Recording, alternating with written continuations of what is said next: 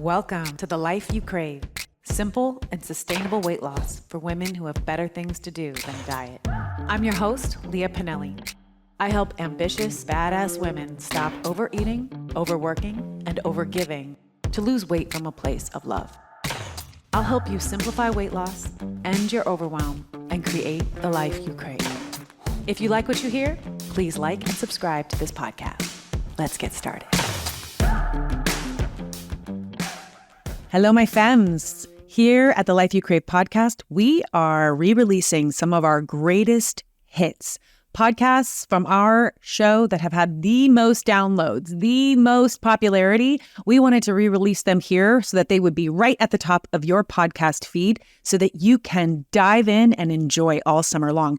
And if you haven't already, please head over to Facebook and find me, Leah Pinelli, and join our Life You Crave community there. It is our podcast community where we are expanding on what you are learning on the episode, diving deeper, building community, and having a lot of fun. So come on over to Leah Pinelli over at Facebook and join my Life You Crave community there. Can't wait to see you. Hello and welcome. This is part 3 of a 4-part series on how I lost 30 pounds and kept it off for nearly 5 years now. The first episode of this series, episode 59, was all about how I learned to awaken, reactivate, and really recalibrate my natural hunger and satiety signals. And then how I learned to use those signals to eat only when I was hungry and stop when I was no longer hungry. The second episode in the series, episode 60, addresses the problem of over-hunger, which I had suffered from for decades. I was always the girl with the big appetite, right? The girl who could eat a lot more than other people, often never really feeling satisfied. I learned that what I was eating was actually the driver for my high hunger drive. Back then, I had essentially 2 modes. I was either starved or stuffed. I felt like there was no in between until I figured out that what I was eating was actually making me hungrier in the long run. And wow, like what a game changer that was. When women come to my 90 Days to Food Freedom program, this is one of the first skills I teach them: how to figure out which foods are biochemically triggering their hunger and how to shift that so that they can start feeling less hungry less often, or start feeling hungry less often, I should say, and how to feel satiated more quickly. Today on the podcast, we're talking about the third problem that needed to be solved in order for me to lose weight without dieting for good. And that was the problem of over-desire. So we've talked about our hunger signals and eating only when you're healthy and stopping when you're not. Then we talked about over-hunger, and now today we're talking about over-desire.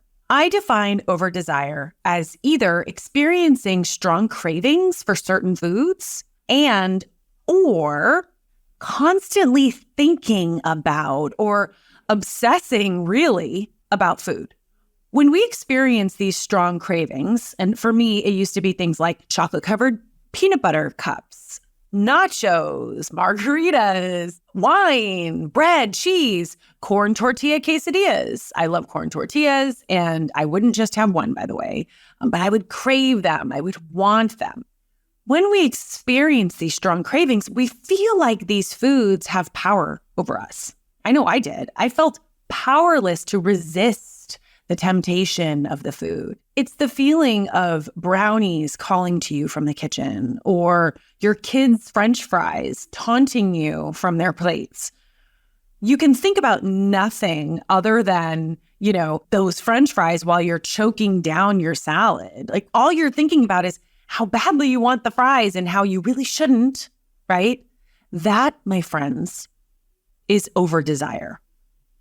It's the miserable preoccupation with these so-called tempting forbidden foods. If you've ever obsessed about a plate of brownies in your kitchen and then tried for hours to distract yourself from them only to give in and eat them, or the whole plate, And then maybe then use all of your might to then throw them in the trash as a last ditch effort to stop eating them, only to then eat them out of the trash, then you have experienced over desire. And listen, you don't have to have eaten out of the trash like I have to have experienced it, right? If you've experienced any of that, just the preoccupation with the brownies, the intention of distracting yourself, right? All of it, that kind of obsessive thinking, then you have experienced over desire.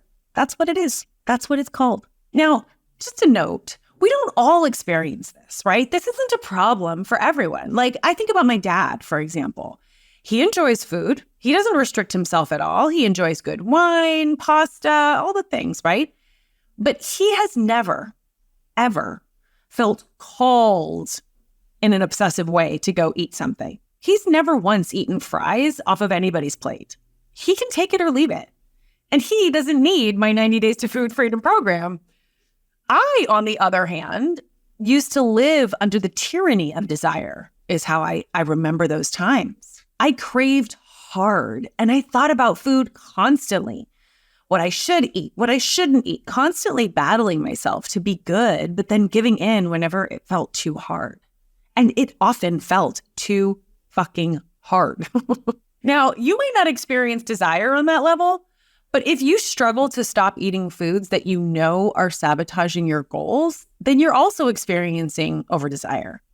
Now, here's how we typically try to solve the problem of over-desire. We try to use willpower, discipline, and resistance to conquer it. We wake up every day and we put on our suit of armor, ready to head into battle with sinful, sugary treats, wicked, buttery carbs, and tantalizing bottles of wine, right? We are ready for war. Well, guess what? I don't need to tell you this, but I'm going to tell you anyway. War is exhausting. Battle is depleting. And no one can keep it up for a lifetime. And that, my dear, lovely friends, is why you have good days and then you inevitably fall off the wagon. Because you're battling such a powerful desire. You're destined to lose due to exhaustion. This is why willpower doesn't work, discipline doesn't work, resistance doesn't work, because it's fucking exhausting. And I have good news for you. You don't need it. It doesn't work anyway, but you really, truly don't need it. There is a reason you're experiencing over-desire. And no, it's not because you're inherently flawed or there is something wrong with you. That's not the reason. It has nothing to do with a lack of self-control or a lack of willpower, but rather it has everything to do with your natural human neurology. It has everything to do with having a normal human brain. Now just stick with me here. When we eat any food, we get a neurological response in our brain in the form of dopamine. Dopamine is a feel-good neurotransmitter that's released in your brain to signal that whatever you just did was good. And you should do it again. So it gets released when we eat anything, right? It's the way that our body is designed to tell us, hey, food is good. You should keep eating food. Food will keep you alive. It's good. It gets released when we have sex. Hey, reproduction. That's a good thing, right? Let's propagate the human race, right? These are all good things. And it gets released when we do essentially anything that helps us to thrive and stay alive. We are hardwired for survival. Our brains release this reward hormone so that we will keep doing whatever it was that we just did. We will keep doing it again and again and again, just like Pavlov's dogs. We repeat whatever gets rewarded. This is our body's way of keeping us alive. And this is a good thing, right? We want to stay alive. So when we eat highly processed foods, such as mass-produced breads, cookies, chips, cakes, ice cream, etc., our brains will actually release higher levels of dopamine than if we eat, say, a salad. Why? Because processed foods are essentially concentrated foods. We've taken the wheat plant, for example, or the sugar cane, and we've pulverized it into a powder that is then concentrated and consumed. And a concentrated food, when ingested, is going to result in a concentrated dopamine release in our brain. So our brain is like, woo, that was great. Give me more, right? Like whatever that was, the ice cream seems like a better bet from, a survival perspective than a carrot. So this response makes us normal and it makes us human. But if you go back to episode 59, where I talk about how for those of us who have done a bajillion diets in our lifetimes, we've become hormonally dysregulated, and now we most likely suffer from some kind of metabolic dysfunction. And so this kind of jacked up hormonal response would make sense. Our brains have been trained over and over to not trust us because sooner or later, we're going to be restricting, right? If we've been on every diet in the book, our bodies have very much learned that we will be restricting and dieting at some point in the near future. So our bodies and our brains want to consume as much of the good stuff now while we're currently on a binge because it knows that famine is on the horizon. This is how our bodies are designed. And this is one of the reasons why not all of us suffer from this problem. Because not all of us, like my dad, have yo-yo dieted for decades. But you don't have to have yo-yo dieted to find highly processed foods irresistible, right? Just look at any kid who prefers a McDonald's Happy Meal over homemade chicken and veggies. It's not a big surprise. Now, there are a lot of reasons that this occurs, such as, first of all, the problematic socialization of girls and women for us to be, overly focused on how we look, but also the big business interests of food production companies here in the United States and their interest in making foods highly palatative, which that conversation is beyond the scope of this episode. But the most important thing to really take away here is that none of these reasons end with you. None of this is your fault. So having a strong dopamine response to these types of foods is going to keep you craving that food. Dopamine is sometimes coined the craving hormone, right? Because it is the hormone, it is that neurotransmitter that communicates to your body that whatever it was that you just did needs to be repeated. Highly processed foods are going to give you a stronger dopamine response in your body than a whole food. That means when you eat highly processed foods, you're going to get a big ass dopamine hit. And when you get a big ass dopamine hit, your desire for that food is going to be big ass too. In fact, dopamine has even been coined the craving hormone because it keeps us jonesing for more, right? Like I said.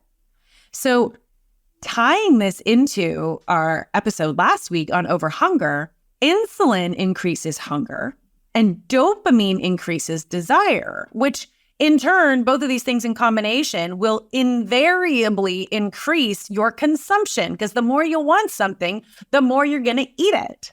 And frustratingly, this increased consumption will perpetuate your desire.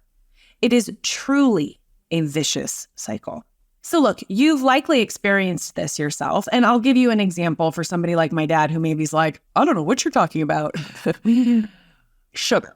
You've probably had this experience where if you are eating sugar on a very regular basis, say, over the holidays, for example, where you're eating it every single day, what will happen essentially is that your body will start to crave it. This used to happen to me every day at 2 p.m. when I used to work in an office. And every day at 2 p.m., I would have a strong craving for sugar, which I would try to temper with a cup of coffee and a salty snack. But most days I ended up going for those chocolate-covered almonds or the candy dish in my colleague's office. When you eat sugar regularly, frequently, daily, you crave sugar regularly, frequently, daily. And that is because you have trained your brain that sugar gives you a big reward, i.e. dopamine. And so you have then coupled that time of day, that association with getting a nice dopamine spike. And your brain knows that that cup of coffee isn't going to give me the same level of a dopamine spike as those chocolate-covered almonds will. And so that's why I would almost always end up eating the chocolate-covered almonds despite resisting them, because my brain was really just wanting that dopamine hit. The more sugar you eat, the more you want it, right? The more frequently you eat it, the more frequently you want it. It's just how it works. So the more I ate these sugary or highly processed foods, the more I wanted them. And here's the big reveal. The inverse is also true. The less I ate it, the less I wanted it. So some of you have probably experienced this. If you've ever given up sugar or if you've ever given up alcohol, you have likely experienced that you find that after a period of time, which can vary, but after a period of time, you don't want it as much. And when you do have it, you actually can eat less and feel just as satiated as before because your tolerance from it has gone down. Understanding how our over-desire is driving the perpetual, miserable cycle of overeating foods that are sabotaging our goals was a massive, massive step in changing my own habits with food, but without willpower. Because what I learned was that the less I ate these foods, the less I wanted them. And therefore, my desire decreased to minimal, manageable at levels. And when your desire is low, you don't have to fight. You can put down your sword, take off your armor, relax. You can relax with a plate of brownies or the bowl of tortilla chips because they become no big deal. You have systematically dismantled their power. Because they never had any real power to begin with. It was all residing in your own brain. I'll give you another example that's not a food-related example. If you're not a smoker, and I put a pack of cigarettes on the table in front of you, would you have a strong desire to smoke them? Of course you wouldn't. Cigarettes have no appeal to non-smokers. In fact, they can be repulsive to non-smokers. Would you then have to use any willpower to resist smoking? Not at all. Well, it can be the same for food because when you decrease your desire, you can relax and feel freedom around food the same way you would relax around a pack of cigarettes on the table in front of you. Now, let me make an important point here because sometimes people think, but I don't want to not enjoy food. I don't want to not desire food, right? I like food. I want to enjoy it. And here's the thing. I want you to like and enjoy food too. In fact, if you've been listening to my podcast for a while, you know I'm all about increasing pleasure for women, not decreasing it. But it is really important to know that pleasure and desire are two different things. You can still enjoy a brownie without feeling obsessed with it. In fact, you will likely enjoy it more. So just because you reduce your desire for heavily processed foods or for sugary foods or for wine, it doesn't mean that you reduce the pleasure you get from them when you do choose to enjoy them. It just means that you take away that obsessive relationship with those foods. In my 90 Days to Food Freedom program, I take my clients step by step through this process of dismantling their over-desire and what they are constantly mind blown by, just like I was, is that this is even a thing, that you can dismantle desire, that you can reduce desire and still have pleasure. They are mind blown constantly that this is even possible. We talk about it all the time. I have a client who says I've ruined her Starbucks order for her because while she still enjoys it, she no longer, uses it as some kind of comfort tool to feel better because she doesn't desire it in the same way. This is possible. It is possible to dismantle your desire. It was possible for me. It's possible for you. If you want to learn more, head over to leahpinelli.com and book a call with me so we can talk a little more about whether or not my 90 Days to Food Freedom program might be right for you. You've been listening to The Life You Crave. I lost 30 pounds years ago without dieting, willpower, or deprivation. I'm on a mission to help other women, including you, do the same. You can book a free weight loss strategy session with me over at leahpinelli.com. That's LIAPINELLI.com. See you on our next call or on the next episode. And remember to like, subscribe, and leave a comment on iTunes.